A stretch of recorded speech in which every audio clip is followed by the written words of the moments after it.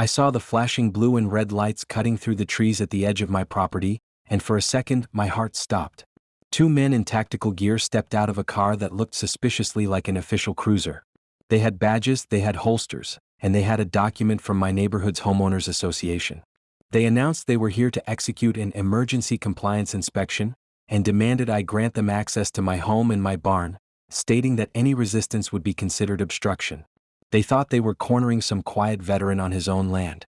What they didn't know was that my ranch wasn't just my home, it was my fortress. And they had just kicked the door. Before the lights and the fake badges, my life was measured by the rhythm of the sun and the seasons.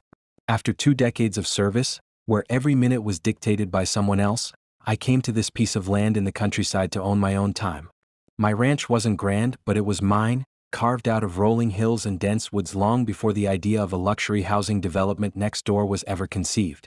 My days started before dawn, not with a bugle call, but with the low hum of the coffee pot and the crisp morning air that smelled of pine and damp earth. My work was simple, physical, and honest.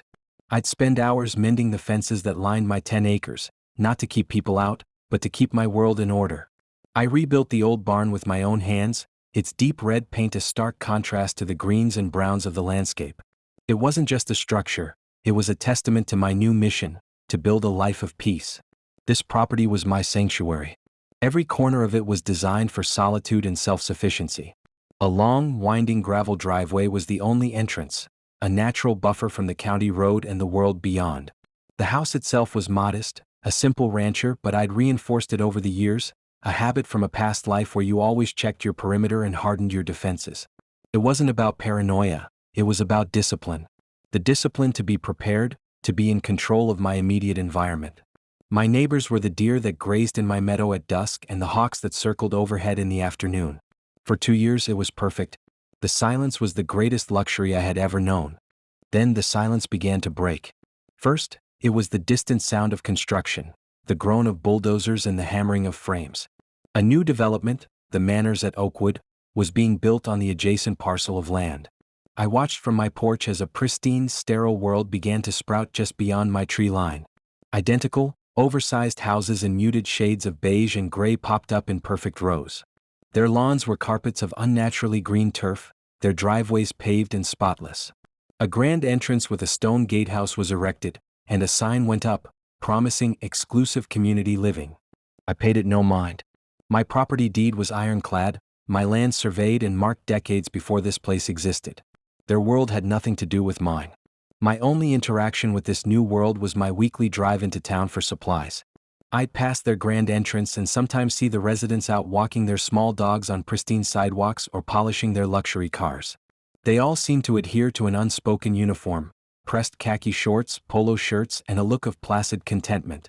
They were living a different kind of life, governed by a different set of rules, and I had no issue with that. Live and let live. My world was one of soil, sweat, and solitude. Theirs was one of covenants, committees, and conformity. We were separated by more than just a property line. We were separated by philosophy. The first contact was a single sheet of expensive cream-colored paper left in my mailbox. It wasn't from a person, but from a committee. The Oakwood Homeowners Association. The tone was sickeningly sweet, dripping with passive aggression. It welcomed me to the greater community and cordially invited me to a meeting to discuss neighborhood aesthetic harmony. It suggested that certain aspects of properties bordering their exclusive development should adhere to a standard that benefits everyone's property values. It specifically mentioned the rustic agricultural hue of my barn and the non-standard height of my perimeter fence, which was visible from the backyards of several of their new million-dollar homes. I read it once, then read it again, a cold, familiar feeling creeping into my gut. It was the feeling of a boundary being tested, of an unsolicited advance into my territory. They were an HOA, a private club I had never joined, yet they were writing to me as if I were a subordinate who had stepped out of line. Their map, it seemed, was one of ambition, not of legal property lines. I saw the letter for what it was, not an invitation but a probe. A gentle push to see if the old veteran on the hill would bend. I folded the paper, set it on my kitchen counter, and did nothing. In my old world, you don't acknowledge a threat until it becomes openly hostile. You watch, you wait, and you prepare. But I would soon learn that in the world of petty tyrants and HOA boards, silence isn't seen as a position of strength. It's seen as a challenge that must be met with overwhelming force.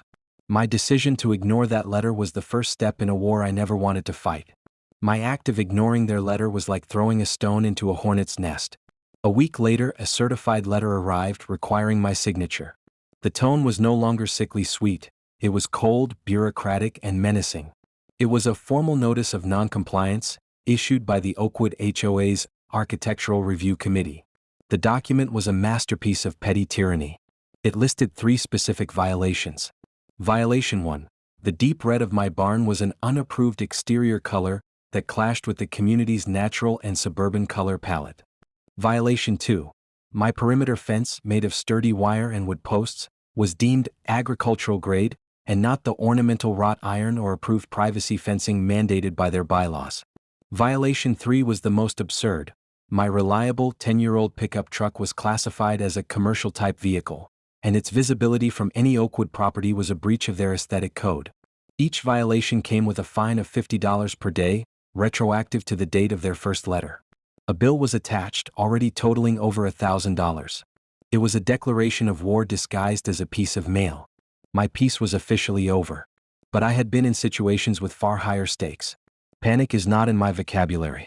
I drove into town and spent an hour at the county records office, printing copies of my property deed, the official survey maps from the 1970s, and the zoning ordinances for my land, which was clearly designated for agricultural and residential use, with no covenants attached. Back home, I drafted a simple 1-page letter. In it, I stated 3 facts. 1. My property, legally described as Parcel 7B, was not and has never been part of the Oakwood development. 2. I was not a signatory to their association's covenants and was therefore not bound by their bylaws. 3. Any further attempts to fine or contact me regarding these baseless claims would be considered harassment. I enclosed copies of all the official documents and sent my response via certified mail, getting a signed receipt upon its delivery. In my mind, a clear presentation of facts should have been the end of it. I had shown them the rulebook. The game was over. Apparently, the president of the Oakwood HOA, a woman named Caroline Covington, didn't play by any rulebook but her own. A few days later, a luxury SUV pulled up to the closed gate at the entrance of my driveway. Mrs. Covington stepped out, a woman in her 50s with a perfectly styled helmet of blonde hair and an expression that suggested she was permanently smelling something unpleasant. She pressed the call button. I answered over the intercom, my voice calm and even. She didn't introduce herself. She simply said, "We need to have a chat about your letter." I told her there was nothing to chat about and that she was on private property. Her voice took on a patronizing tone, like a teacher scolding a difficult child. She explained that I didn't seem to understand how property values worked, and that my uncooperative attitude was negatively impacting the significant investment of the families in her community. I stayed silent, letting her talk. She went on about community spirit and shared responsibilities, as if these concepts could magically extend her little empire's borders onto my land. I finally cut her off. I told her very clearly that this conversation was over, and if she did not leave the entrance to my property immediately, I would call the sheriff's department to have her removed for trespassing. The shift in her demeanor was instantaneous. The mask of civility vanished, replaced by a flash of pure, undiluted rage. Her voice dropped to a venomous hiss. "You think you're special, don't you? Hiding out here on your little patch of dirt. This is a community of standards. You'll learn." Then she got back in her SUV and sped off, kicking up a cloud of dust. Her threat hung in the air long after she was gone. The line had been crossed. This was no longer a dispute, it was a campaign. And I was the target. The harassment started subtly, then escalated with methodical precision. A few days after Mrs. Covington's visit, I heard it, a high-pitched buzzing sound from above. I looked up to see a small, consumer-grade drone hovering just over my tree line, its camera lens pointed directly at my house. It was a brazen invasion of the one thing I valued most, my privacy. I went inside, grabbed a pair of powerful binoculars and tracked it. I watched it patrol the length of my fence, hover over my barn, and make a slow pass over my back porch before it flew back in the direction of the Oakwood estates.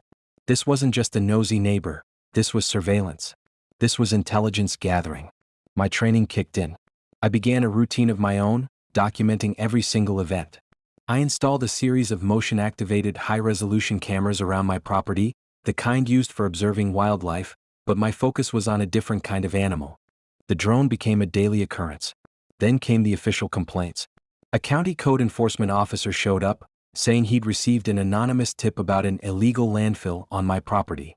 I walked him through my land, showing him my compost pile and the neatly stacked firewood. He apologized for wasting my time, a weary look on his face that told me he dealt with these kinds of vindictive neighborhood disputes all the time. 2 weeks later, it was a visit from the Animal Control Department, responding to a false report of neglected animals. The officer took one look at my healthy, well-cared-for livestock and left, shaking his head. Each visit was a disruption, a calculated move to chip away at my peace, to bog me down in bureaucracy and force me to defend myself against lies. They were trying to wear me down, to make my peaceful existence so stressful that I would either give in to their demands or leave entirely. But they had fundamentally misjudged their opponent. Pressure and stress didn't make me break, they made me focus. The final piece of mail I received from them was the most audacious yet. It was a thick envelope from a law firm, containing a formal notice of intent to place a lien on my property for failure to pay over $10,000 in accumulated fines and fees. The letter was filled with intimidating legal jargon, threatening foreclosure proceedings if I didn't pay within 30 days. It was a move of shocking arrogance, a complete fabrication of legal authority. They were trying to steal my home with paperwork. That was the last straw. I took their fraudulent legal threat, my logbook of harassment, and the hours of drone footage to a lawyer in the next town over, a grizzled old-timer named Frank who specialized in property law. As he read through the documents, his expression shifted from curiosity to disbelief and finally to righteous anger. He looked up at me from over his glasses and said, "Son, what these people are doing isn't just wrong, it's flagrantly illegal. This is attempted fraud, harassment, and a violation of about a dozen privacy laws." Frank drafted a cease and desist letter so sharp it could have cut steel. It detailed every instance of harassment, cited the specific state and federal laws the HOA and its board members were breaking, and stated in no uncertain terms that any further contact, surveillance, or false reports would result in a lawsuit seeking significant financial damages against the HOA and its board members personally, including Caroline Covington. We sent it to the HOA's lawyer, to Mrs. Covington's home address, and to every single member of the HOA board. A move like that, a professionally executed legal counterstrike, should have been the end. Any rational person, when faced with the threat of being personally sued into oblivion, would have immediately backed down. For a moment, I allowed myself to believe it was over. The drones disappeared. The calls stopped. A week of silence passed and it felt like I had finally won my peace back. But I had underestimated the potent combination of arrogance and ignorance. I had assumed I was dealing with rational actors. I was wrong. I was dealing with a tyrant who had just been told no, and she was about to retaliate not with logic or law, but with brute, misguided force. The week of silence was not a truce, it was the quiet before an ambush. I knew it in my bones. People like Caroline Covington don't accept defeat, they double down. My lawyer's letter hadn't scared her off, it had merely forced her to abandon conventional tactics. I spent that week hardening my perimeter, not out of fear but out of readiness. I cleaned and calibrated every one of my surveillance cameras, checked the battery backups, and positioned new ones covering the blind spots on my long driveway. I wasn't preparing for a legal battle anymore. I was preparing for a breach. It happened on a crisp autumn afternoon. The first sign was a flicker of movement on my monitor connected to the camera at my front gate. 2 sedans, one black and one dark gray, were pulling up. They weren't police cruisers, but they were meant to look like them, fitted with cheap, dashboard-mounted flashing lights that now blinked with pathetic urgency. 4 men got out. 2 were dressed in ill-fitting tactical vests over black polo shirts with a generic security patch on the sleeve. The other 2, the leaders, wore outfits meant to mimic law enforcement, black shirts, tactical pants, and badges clipped to their belts that glinted in the sun. They didn't bother with the intercom. One of them produced a pair of bolt cutters and snapped the chain on my gate with a theatrical flourish. Then they got back in their cars and began the slow, menacing drive up my half-mile-long gravel road. From my porch I watched them come. My heart rate was steady, my breathing controlled. This wasn't panic, it was pure, cold analysis. My system was already running, every camera recording in high definition, audio included. They were walking into a spider's web. They parked in the clearing in front of my barn, creating a semicircle facing my house, an amateurish attempt at a tactical formation. The 2 leaders stepped forward, one holding a clipboard with a piece of paper on it. I met them on my front steps, standing my ground, my posture relaxed but my hands empty and visible. The lead man, a burly individual with a shaved head, puffed out his chest. "Sir," he said, his voice a low growl, "we are compliance officers with the Oakwood Association. We have an executive warrant to inspect this property for multiple code violations that threaten the safety and value of the community." He held up the paper.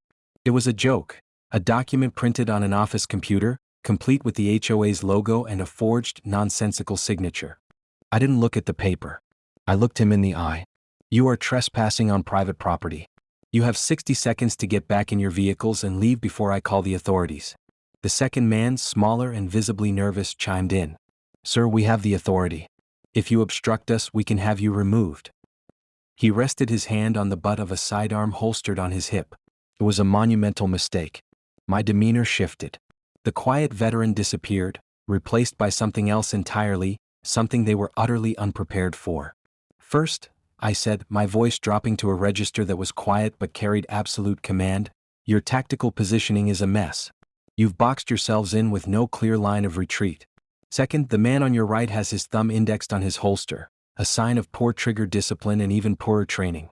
Third, your lead vehicle's license plate, which is registered to a defunct private security firm in the city, has been recorded, as have your faces." I paused and pointed a finger towards a knot in the old oak tree 20 yards to their left. "That camera has been streaming a live feed to my lawyer's office since you cut my chain. The real county sheriff was notified 3 minutes ago. I estimate their arrival in under 5 minutes." The color drained from their faces. The leader's bravado crumbled into dust, replaced by a flicker of raw panic. What are you talking about?" he stammered. "I'm talking about the fact that you are committing multiple felonies," I continued, pressing the advantage, my voice like ice. "Armed trespassing, conspiracy, and, most seriously, the impersonation of a law enforcement officer, which carries a mandatory prison sentence in this state. You are not compliance officers. You are criminals hired by Caroline Covington to intimidate me. But you have a choice." I took a step down, closing the distance just enough to make them feel the pressure. "You can wait for the sheriff to arrive and charge you, or you can start talking. Right now. Who hired you? What were your exact instructions?" The smaller man looked like he was about to collapse. The two men by the cars were already backing away, their hands raised as if to say they were no part of this. The leader stared at me, his mind racing, realizing how catastrophically out of his depth he was. He had walked into what he thought was a sheep pasture and found a wolf waiting. Just as he opened his mouth to speak, the distant but unmistakable sound of actual sirens echoed from the main road. It was the most beautiful sound I had ever heard. Checkmate. Panic erupted. The two goons by the cars scrambled for their vehicle. The leader and his partner were frozen, trapped between me and the approaching law. Two official sheriff's department cruisers roared up my driveway, lights blazing, and skidded to a halt, pinning the two sedans in place. Deputies spilled out, weapons drawn, shouting commands. The fake cops dropped to the ground instantly, their pathetic attempt at authority ending with their faces in my gravel. As the deputies were cuffing them, a third vehicle appeared at the end of the driveway, Caroline Covington's pristine white SUV. She had come to watch her triumph. She stepped out of her car, a triumphant smirk on her face, which dissolved into a mask of pure horror as she took in the scene. She saw her hired muscle in handcuffs. She saw the real deputies. She saw me standing calmly on my porch, watching her world implode. A senior deputy, a man I had spoken with earlier that day, approached her. The now cuffed leader of the fake cops, desperate to save himself, immediately started shouting, pointing at Caroline. "She hired us. She told us to do it. She said to look official and get onto the property no matter what." I watched Caroline Covington's face. Every ounce of her arrogance, her self-righteousness, and her power evaporated in that single moment. She was exposed, a petty tyrant whose little kingdom had just collided with the real world and the real law. She looked from her defeated henchman to the stern-faced deputy, and then to me. In her eyes I saw not just fear, but the devastating, soul-crushing realization that she had gone too far, that she had picked a fight with the one person she never should have, and that everything was about to be taken from her. The deputy turned to her and said, "Ma'am, I need you to come with me. We have a few questions for you." The raid was over. The immediate threat was neutralized. But as I watched them lead a pale, trembling Caroline Covington to a patrol car, I knew the war for my peace had just entered its final, devastating stage. The silence that descended after the last patrol car disappeared down my driveway was profound. It was a heavier, more complex silence than the one I had sought when I first moved here. The flashing lights were gone, but their ghost images still seemed to pulse against the trees. The hired thugs were in custody, and Caroline Covington was on her way to a county holding cell, her world of manicured lawns and absolute control having just spectacularly collided with a set of iron bars. I walked the perimeter of my property, my boots crunching on the gravel where the fake cops had stood. I found the broken link of the chain they had cut, picking it up and feeling its cold, heavy weight in my hand. It was a small thing, but it was a symbol of their violation, of how easily they believed they could break into my world and impose their will. They had underestimated the strength of every link in the chain, both literal and metaphorical. My lawyer, Frank, was practically giddy when I called him. The live stream had worked flawlessly. He had a perfect high-definition recording of the entire event, from the moment they cut the chain to the second they were read their Miranda rights. He had already been in contact with the district attorney's office. The men they arrested weren't just security guards. They were unlicensed operators with prior records, hired for cash to do an intimidation job. Their confession was immediate and total. They gave up Caroline Covington as the mastermind who hired them, paid them, and gave them explicit instructions to look official and secure the property. The so-called executive warrant was a document she had typed up herself. It was an open and shut case.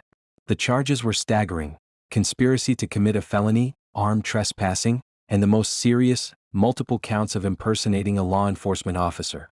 For Caroline, the charges were even worse: solicitation to commit a felony and conspiracy. The district attorney, gearing up for an election year, saw this as a golden opportunity to make an example of the kind of white-collar arrogance that average citizens despised. The news spread through the manors at Oakwood like a wildfire. An emergency HOA meeting was called, but Caroline Covington wasn't there to preside over it with her usual iron fist. She was out on bail, her reputation in tatters. Frank and I had already filed the civil lawsuit we had promised.